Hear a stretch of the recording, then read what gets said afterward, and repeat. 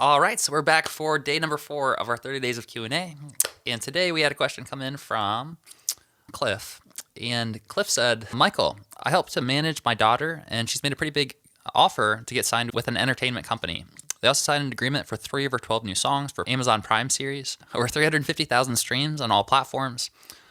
And she's written and mastered 12 to 14 songs the past 18 months. We've already invested over $50K in the past 2 years in the studio because we believe in her talent and ability. So now, should we try and sign with the record label, or should we go out and try to do this on our own? What's the cost of doing that? This is a question that I hear a lot, and a lot of the questions that came in were about this idea of, should I try and sign with a record label, or should I try to do things independently? And when's the right time to start considering looking at help and hiring a team versus doing this on my own? And that's a great question. So record labels aren't going to sign you unless you already have a good thing going and you already have a profitable business. And so the answer to this question for most people is, whether your goal is to get signed to a record label or to be independent, the solution is going to be the same thing starting out, which is to build a successful, profitable, thriving music business on your own, so that it's built in a way that it is appealing to record labels and you actually have opportunities to get signed and you have leverage. So I've heard this described before in terms of, if you're building a business, do you want to build it to sell it, or do you want to build it to own it and grow it?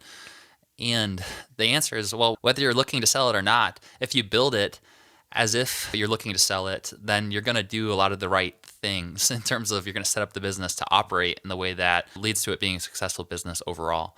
The bottom line is that nowadays there's a huge opportunity for you as a musician with the internet that didn't used to exist, right? It used to be that you needed a record label in order to distribute your music. And it was like a lottery ticket, right? There was a few artists who, if you happen to get lucky and get signed to a record label and had that backing, then you're one of the few. But nowadays, you don't really need a record label to distribute your music. It's really not that hard to put your music on Spotify, Apple Music, Amazon Music, all those places, just by going to DistroKid or TuneCore or CD Baby to distribute your music.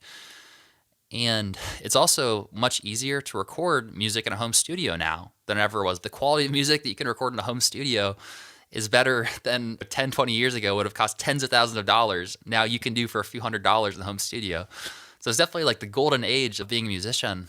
But at the same time, the challenge is, now that there's so much freedom, there's so much more content and music out on the internet, then it becomes more difficult to cut through the noise and stand out.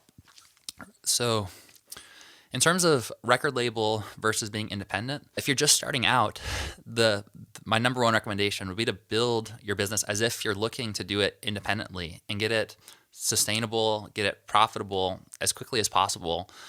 And then once you do grow to a point where it might make sense to bring in a team member or a manager or a booking agent, you actually have something there that's already working that gives you more leverage. Because if you somehow manage to get a record label deal early on and you don't have any leverage, then it's likely that the only type of deal that you might be able to get is one where you're totally getting taken advantage of. The old way of the music industry is you start with a bunch of money.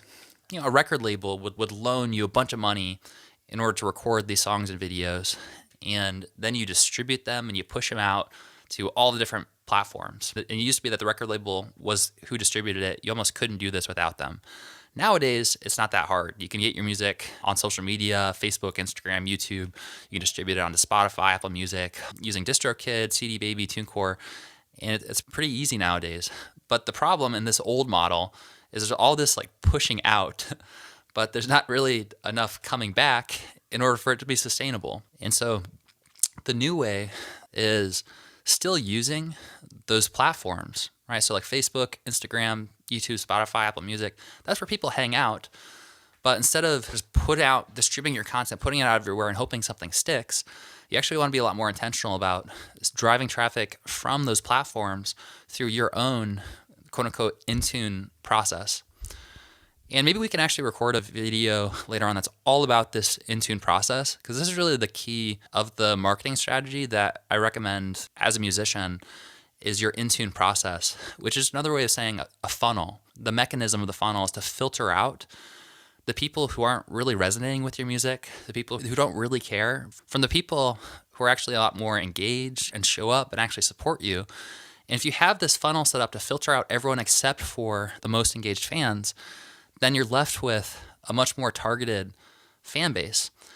And the reason that's important is because nowadays you can create something called a lookalike audience on Facebook, Instagram, YouTube. They all have this mechanism where you can create a lookalike audience.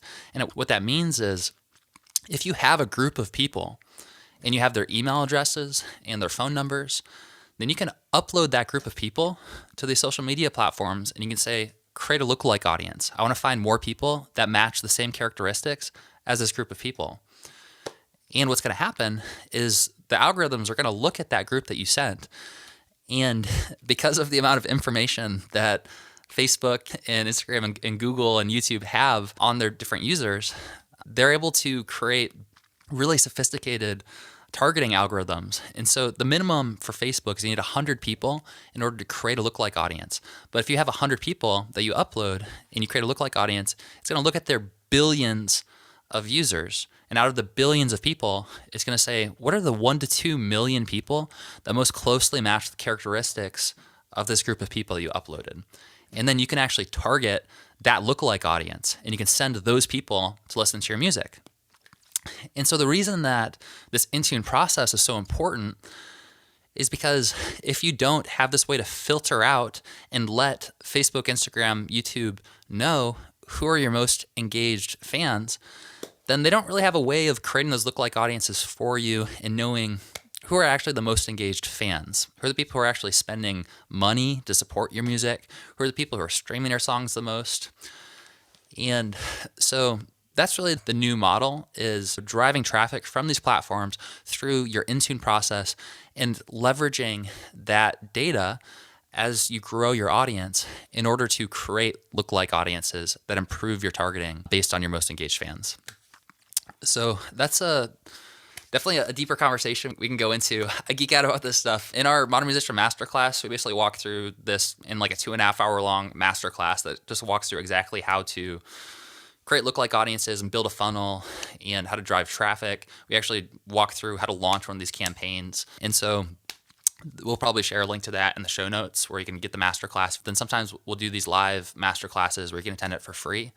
Otherwise, it's a $47 on-demand masterclass that you can purchase. And if it's valuable, we can maybe one of these 30 days of Q&A, I can dive a little bit deeper into this idea of the in-tune process or creating lookalike audiences, because it is really valuable. And that's how we've built our Street Team platform. We've built it to basically do this segmenting for you to identify who are your most engaged fans based on, one, how often are they streaming your songs? What's their behavior? Are they attending your shows? Are they opening your emails? And two, what's their lifetime value? So if they're purchasing things from you, who are your fans who've purchased $500 or more versus the ones who spent maybe $5 or nothing? Because the people who invest more, those are your highest quality fans who actually care the most, who are actually the most supportive. And we tend to vote with our dollars.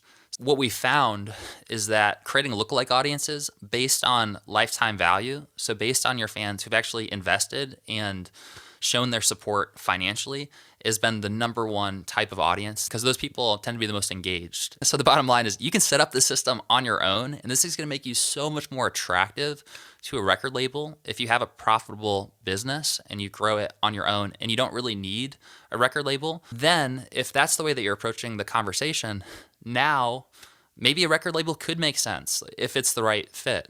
So what are the benefits of a record label? They are like gasoline on the fire, in my opinion. So if you already have a fire going, the record label can pour a bunch of gasoline on it. They have a very solid infrastructure, and major record labels have the biggest artists in the world in their infrastructure. There's pros and cons to it, right? What that comes with is a lot less freedom and flexibility and creative control, time flexibility. Like you just have less ownership. You have a lot less ownership versus if you decide to do something independently, where actually you run your entire business, you have 100% ownership, 100% control.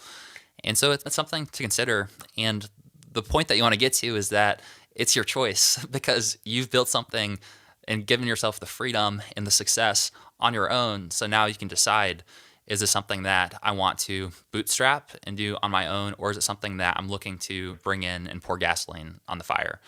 But if you're looking to pour gasoline on it without the fire starting, then that's going to be a recipe for failure, because you won't hear back from the record labels. You'll get ignored off the bat.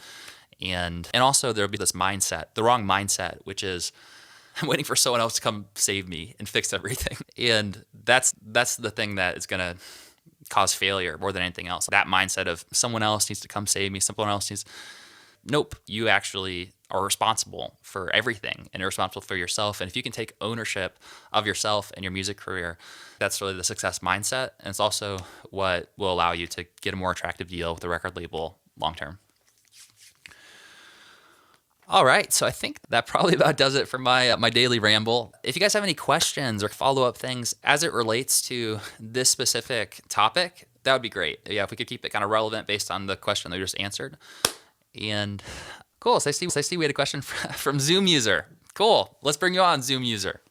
Zoom user, actually, Brian Kennedy, Beak the Geek. How we doing, Michael? Good, how are you doing? Doing pretty good. I got an inquiry for you. As far as what you were talking about on the topic, with social media, is it more an aspect of pushing your Facebook, Instagram, Twitter, everything into one funnel? Or do you funnel it into an email account where you can email these people and then have them, once they open that email, click on that link, and that link sets your algorithm for more clicks and more, hey, thumbs up, I'm checking you out more. Could you touch base on that a little bit more on, is it more important to go email aspect through social media or just social media at this point in time? Awesome question. Yeah, thank you for that one. So the question is basically, how should we structure, what does that funnel look like? And should we focus on social media, or should we focus on our email list, or just like focus on the same, do we send them all to a funnel? What does that process look like? So to answer your question, 100%. Yeah, I think that your social media platforms, the idea is that those are platforms where there's a lot of people spending their time and attention and energy. And so you want to be present and you want to connect with people there as a way for like discovery, but for actually building a deeper relationship and building a successful business that you can monetize, 100%. Your own platform and your email list is the number one strategy. Your email list, your phone number list, really your contact list. And so there's a term called CRM, which stands for Customer Relationship Manager. And it's one of the top 3 assets in your entire music business. Is going to be your CRM, which is your contact list. So this is your list of fans and their names, email address, phone number, and then all the other information like their lifetime value, how much have they purchased over the course of the relationship with you, location, so that if you're going to play a show in New York, you can send out a text message to all of your fans in New York, and you can say, hey, I'm about to play in New York. I'd love to see you at the show. And so all of your social media platforms, really the core of those strategies should be, one, to build a relationship with people. Like you can nurture relationships through social media, but really the core strategy needs to be getting people off of those platforms into your own community, your own platform that doesn't rely on a different platform that may or may not survive in the long term. Do you guys remember MySpace? So how many artists had huge followings on MySpace and then you got me laughing now. That's old school. Tom from MySpace is watching this right now, like crying in the back of his room. I had friends personally who had hundreds of thousands of fans on their MySpace and lost access to those people essentially because MySpace died. And I also have friends who have hundreds of thousands of likes on their Facebook page. And it used to be that you could directly reach out to the people who like your Facebook page, and most of them would actually see when you made a post on Facebook. Nowadays, I wouldn't even really recommend posting on Facebook organically unless you have a paid traffic strategy behind it.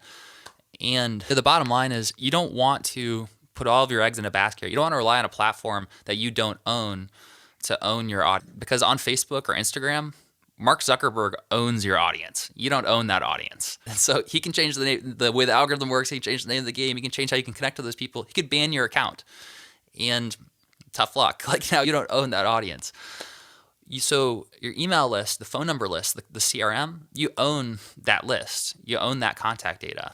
And so There's a lot of different platforms that you can use for this. ActiveCampaign is a great one. We used ActiveCampaign for a long time until probably about 6 months ago. We transitioned from it, but we were spending $3,000 to $4,000 per month on ActiveCampaign alone to host our list, because it's one of the most valuable assets in your entire business. But one thing that this is one of the top 3 things that I'm geeking out about right now with Modern Musician is, one is that we're releasing an NFT marketplace for musicians, and 2 is that we have our Street Team software that we've just launched, and we've been using it internally for our clients now, and now we're using it for Modern Musician for ourselves. And we've essentially replaced ActiveCampaign and our funnel building software, and we've replaced Acuity scheduling and a bunch of different things with our own Street Team platform. Any sort of CRM that you have that hosts your contact list should have some elements of this, where you can see a contact list. So this is like a demo one, but we can see here that we have all of our contacts who are fans of Radioactive Robots, which is the name of our new band. And all of the original Beatles are fans. And so what we can do here is we can click on Paul McCartney, and we can see his contact info. We can look at general info, see location. You can look at lifetime value. So you can see $750 lifetime value. And in the Street Team CRM, you can have 2-way communication. So you can actually send out text messages and emails back and forth to communicate. This is Paul saying that he's the biggest fan of Radioactive Robots. And along with this ability to send out messages, emails, and text messages, having the ability to create workflows where you have automated email sequences. So when someone joins your list, you want to be able to send them an email sequence that based on their engagement and based on whether they open the emails and they're responding to the emails, that you can do follow-ups, and you can basically split things down different paths. To answer your question, which was, should we be focusing on primarily social media, or should we be building our funnel and our email list? 1,000%. Like, your core strategy that's to monetize your music is your email list and your funnels, right? Your funnels, and everything else is just traffic to send people from those platforms into your funnels where you have more ownership. You own the platform. All right, so that's day number 4 of the 30 Days of Q&A YouTube challenge. So if you have any questions that you'd like to submit for us to answer for you live, you can click on the link in the description. If you'd like to come on here live and be a part of the live Q&A sessions, you can click on the link and go register so that you can actually be here live on Zoom. And until next time. Yeah! I'm being tracked!